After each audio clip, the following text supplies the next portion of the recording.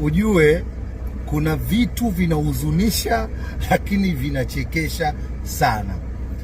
Leo kama una msongo wa mawazo, una frustration, una hasira, una pa kuzipeleka au kufurahisha moyo wako, usimwangalie Mr. Bean, usiwaangalie Cheka Tu wala Joti.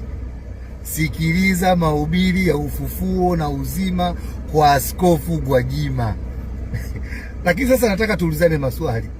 Hapa aliyekuwa kwenye baraza la mawaziri ni huyo mama au pepo wake? Na hilo pepo lituambie ni waziri wa nini, na kama ni huyo dada atuambie ni waziri wa mapepo, ni waziri wa majini au wa mizuka. Hebu msikizeni Askofu Gwajima afu tukubaliane hapa.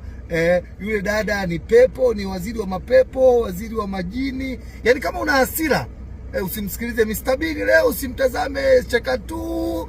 Leo sikiliza mahubiri ya ufufuo na uzima kwa Askofu Gwajima. Kuna pepo lilikuwa baraza la mawaziri. Pepo lilikuwa kwenye baraza la mawaziri wanamjadili Gwajima.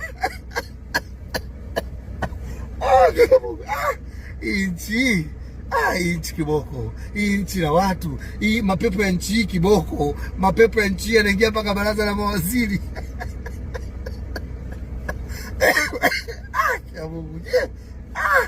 Hebu msikilizeni hapo. Namrudisha tena yule. Unaitwa nani umesema? Kaskazini. Ulikuwa wapi?